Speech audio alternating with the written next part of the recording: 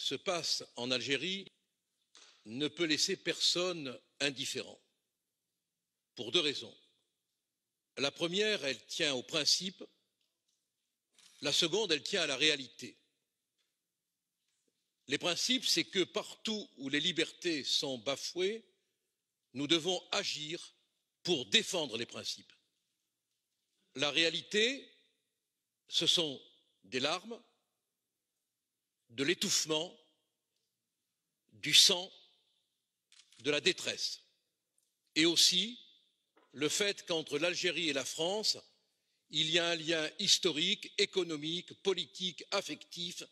Si les gens sont mal là-bas, ils quittent l'Algérie et ils arrivent dans des conditions difficiles en France qui, elle, ne peut plus, c'est pas qu'elle ne veut plus, ne peut plus accueillir. Je crois que nous devons approuver cette résolution au nom des libertés, au nom de nos principes et au nom peut-être aussi de ce qui fait qu'on existe.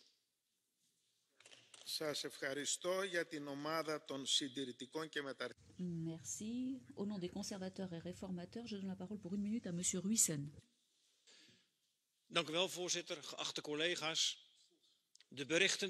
Merci, Monsieur le Président, Mesdames et Messieurs. Les informations en provenance d'Algérie nous préoccupent tous. Et je ne parle pas seulement de la manière dont les autorités gèrent les manifestations. Non, je pense à la manière dont les églises sont fermées, dont la liberté de culte est violée. Cette résolution conjointe, et notamment son paragraphe 4,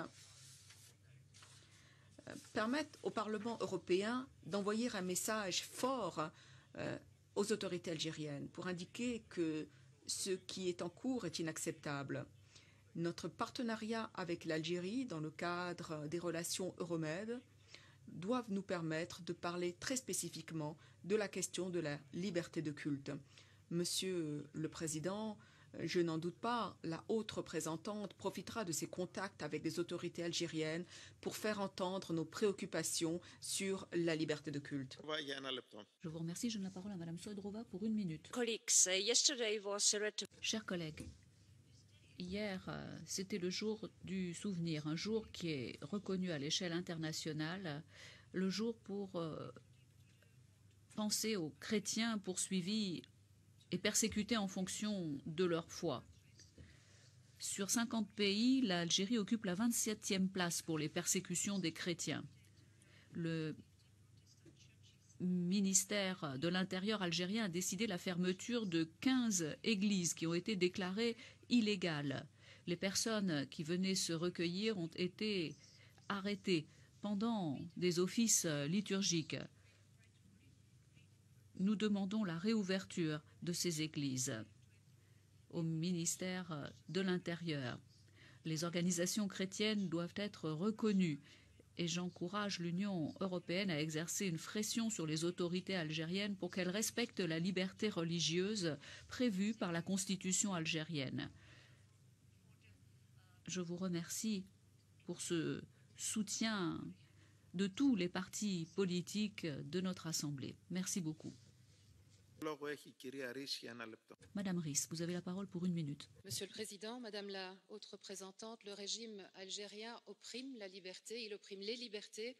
Depuis le 22 février, le jour de lancement du Hirak, le mouvement populaire de protestation pacifique né dans les rues d'Alger s'est étendu maintenant à tout le pays. Dans le viseur des manifestants aujourd'hui, les élections présidentielles du 12 décembre, fixées par l'armée et qui annoncent un peu plus encore la glaciation du pouvoir.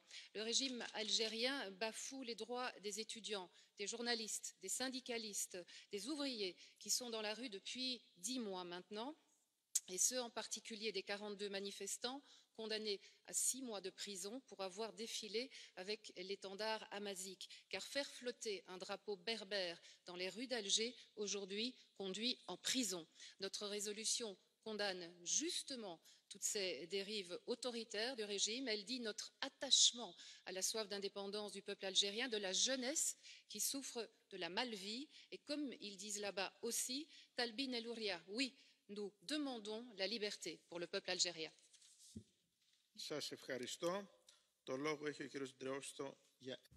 Je vous remercie, Monsieur Dreosto. Vous avez la parole pour 1 minute. Merci, Monsieur le Président. Madame la Haute Représentante, je suis navrée de constater que l'on a retiré le terme de liberté religieuse du titre de ces résolutions, comme si la liberté religieuse était un tabou. Pourquoi ne pas parler en toute franchise, en toute sincérité des persécutions contre les chrétiens? Je vous rappelle qu'en Algérie, c'est le 22e pays du monde où la situation des chrétiens est la plus difficile. Au mois d'octobre, le gouvernement algérien a fermé 3 églises, la plus grande du pays, entre autres. Et les fidèles qui s'y trouvaient ont été arrêtés.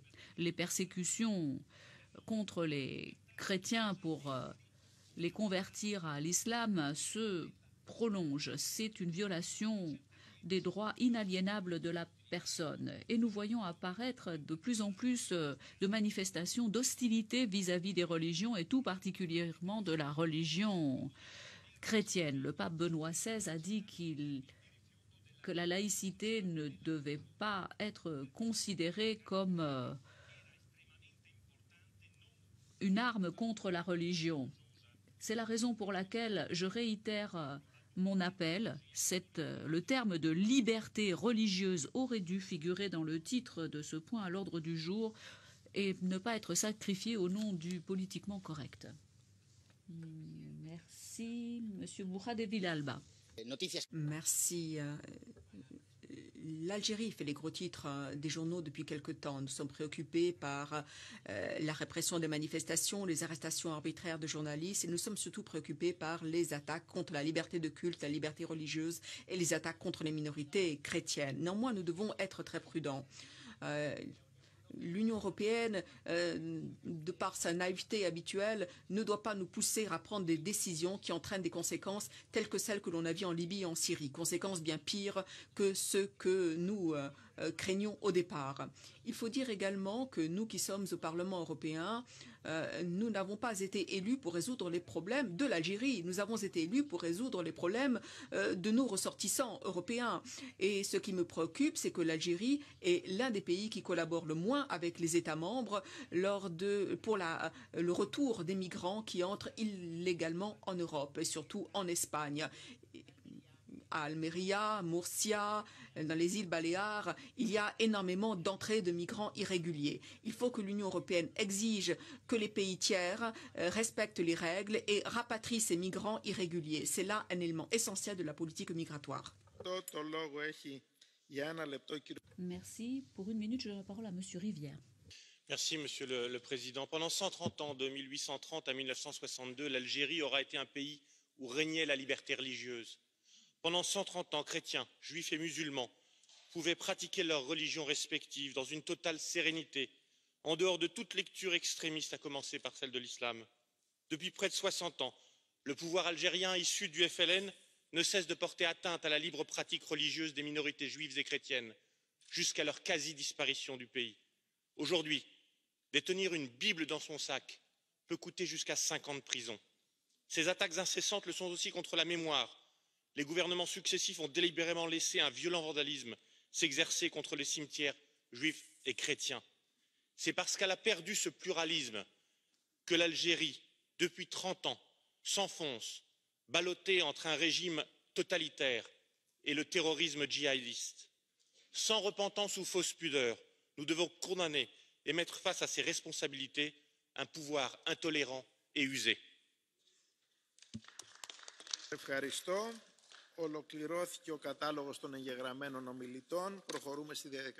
Eh bien, nous avons entendu les orateurs des groupes. Nous allons maintenant passer aux interventions à la demande. J'en ai reçu 7. Et comme nous sommes dans les temps, je peux accepter ces 7 demandes. En commençant par Monsieur Polčák pour 1 minute. Merci, Monsieur le Président. Bien évidemment, je tiens à condamner les violences auxquelles nous assistons en Algérie depuis quelques mois maintenant. Il y a des manifestations de masse partout où les personnes luttent contre cette situation dans le pays. Le gouvernement est en train de violer tous les droits de l'homme. Nous n'avons pas suffisamment prêté attention à l'Algérie par le passé. Et aujourd'hui, nous devons bien voir ce qui se passe dans le pays. Il y a des cas de torture, de violence que nous devons condamner sans ambages. Il y a également des cas de violence à l'encontre des minorités, notamment les minorités chrétiennes. D'après mes informations, nous soutenons l'Algérie par le biais de l'aide au développement depuis des décennies déjà. Nous avons versé beaucoup d'argent et je pense que nous devrions nous attendre à ce que le gouvernement se plie à certaines règles, à certaines exigences. C'est pourquoi je lance un appel à la haute représentante, que je remercie par ailleurs pour son soutien, et j'aimerais que cette aide au développement soit conditionnée au respect de toutes les libertés. Merci.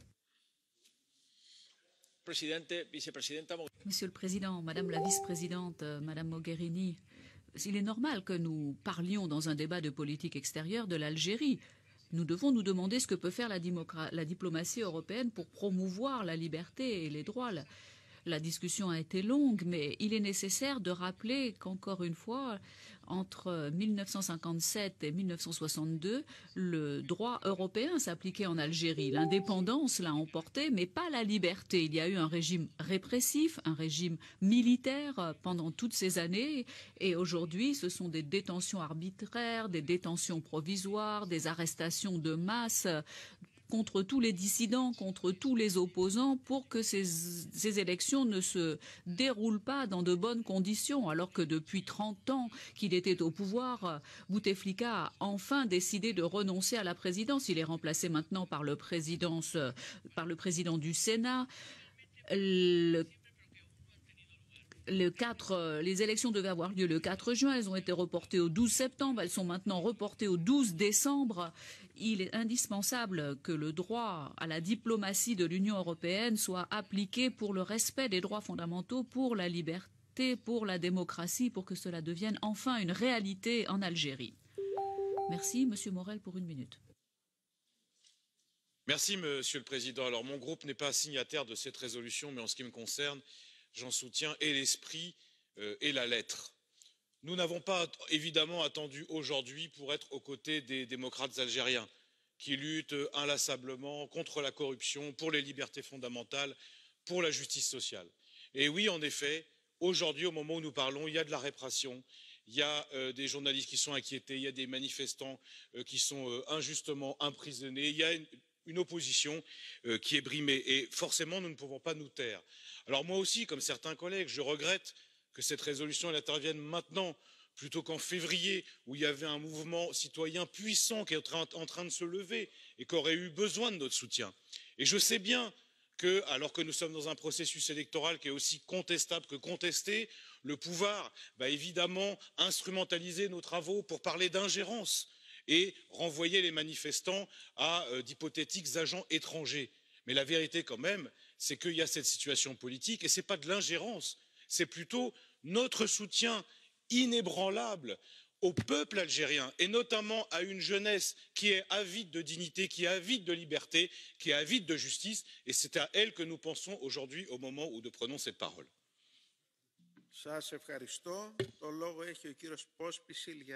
Merci, Monsieur Pospíšil, pour 1 minute. Pane předsedající, děkuji za slovo. Já jako moji kolegové. Merci, Monsieur le Président. Tout comme mes collègues, je suis en faveur de cette proposition de résolution. Il est très clair que nous devons nous tenir aux côtés du peuple algérien qui a fait part de ses préférences. La démocratie, les droits de l'homme, faisons tout ce qui est en notre pouvoir. Et ce sera le flambeau que devra reprendre le prochain haut représentant. Nous devons faire de notre mieux pour contribuer à l'organisation d'une élection présidentielle juste et équitable dans le pays. Il sera également essentiel d'attirer l'attention sur la hausse de la haine religieuse des élites vis-à-vis des minorités. C'est un véritable problème. Nous devons aujourd'hui défendre les minorités ethniques, les minorités religieuses et pas seulement les chrétiens. Malheureusement, la tendance est négative en Algérie aujourd'hui. Ce pays s'écarte des valeurs européennes. Madame Ward. All of them must step. Ils doivent tous démissionner, crient des dizaines de milliers de manifestants algériens. Ils exigent que les officiels du régime Bouteflika démissionnent avant les élections. Des manifestations ont lieu 2 fois par semaine depuis la démission de Bouteflika. Elles prennent de l'ampleur depuis quelques semaines. Et pendant ce temps, les autorités arrêtent de plus en plus de manifestants pacifiques, les font passer par des procès expéditifs et les condamnent à des mois et années de prison.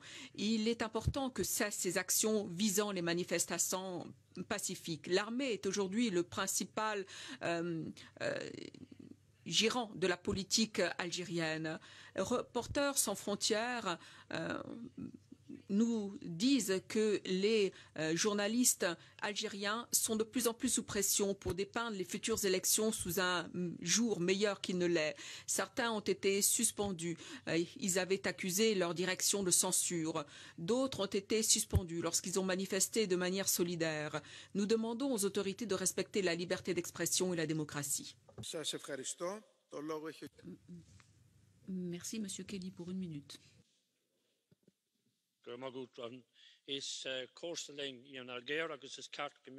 Merci, Monsieur le Président. L'Algérie est un pays voisin avec lequel nous devons avoir de bonnes relations. Mais dans le même temps, nous devons nous préoccuper de ce qui se passe là-bas. Je pense en particulier au sort des églises, qui tient tout particulièrement à cœur à mon groupe. Nous devons soutenir et défendre les chrétiens et les églises partout dans le monde. Or, des églises sont en train d'être fermées aujourd'hui en Algérie par le pouvoir. C'est un système totalement injuste. Il est nécessaire de tout mettre en œuvre pour que ce processus disparaisse et pour que la qualité de la vie augmente dans ce pays. Car la liberté des médias, la liberté des citoyens en général n'existe pas et nous ne pouvons qu'appeler des élections libres dans ce pays. Merci, Monsieur Fourlas, pour 1 minute.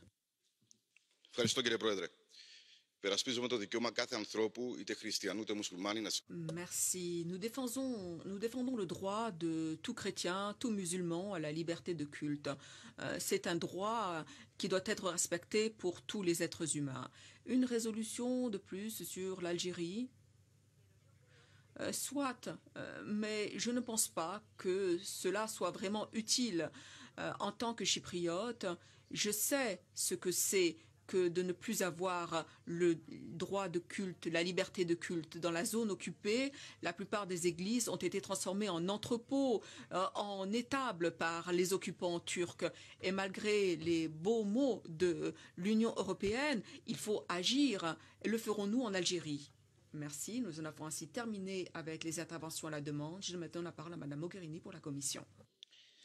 Merci, Monsieur le Président. L'Algérie n'est pas seulement un pays voisin, il est bien sûr, mais l'Algérie est surtout un partenaire politique, un partenaire économique, un pays ami pour beaucoup de citoyens européens. L'Algérie est aussi la famille.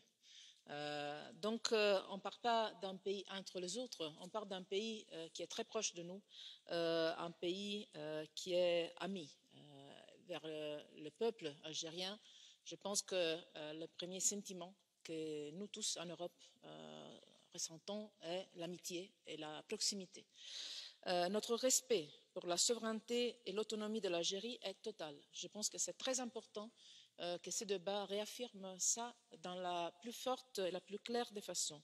C'est aux Algériens et à eux seulement de décider le présent et le futur de leur pays. Et c'est pour cette raison, exactement pour cette raison, que les Algériens doivent être libres de s'exprimer avec les garanties que leur constitution et les accords internationaux qui ont été signés par l'Algérie leur garantissent. There are certain principles that Algeria has. L'Algérie s'est engagée à respecter certains principes. Vous les avez cités, des principes inscrits dans la constitution algérienne, dans des accords internationaux et dans l'accord d'association entre l'Algérie et l'Union européenne. Ces principes comprennent toutes les libertés fondamentales en incluant la liberté politique, la liberté d'expression, le droit à se réunir pacifiquement, la liberté de la presse, les libertés garanties par la Déclaration universelle des droits de l'homme qui représente la pierre angulaire de notre accord d'association. Il est important que tous les acteurs à l'heure actuelle en Algérie puissent jouir de ces droits. Et c'est le message que je retire du débat d'aujourd'hui, c'est le message que nous avons en permanence fait entendre à nos partenaires algériens à tous les niveaux, de façon permanente au cours des derniers mois. Et je continuerai, je l'espère, à défendre ce message et le futur haut représentant le fera également vis-à-vis de tous nos interlocuteurs en Algérie. Un consensus doit être recherché en Algérie pour l'avenir de ce pays en fonction des aspirations légitimes de la population dans le respect de la démocratie et de tous les principes auxquels l'Algérie a souscrit, comme je vous l'ai dit. L'Union européenne, pour sa part, continuera à s'engager vis-à-vis de tous les acteurs en Algérie, comme elle l'a fait jusqu'à présent, en tant qu'amie, en tant que partenaire. Et je considère que le Parlement est un allié de la Commission pour atteindre cet objectif. Merci, Madame la haute représentante. Le débat est maintenant clos. Le vote aura lieu aujourd'hui. Le débat suivant concerne la situation à Cuba et tout particulièrement le cas de José Daniel Ferrer.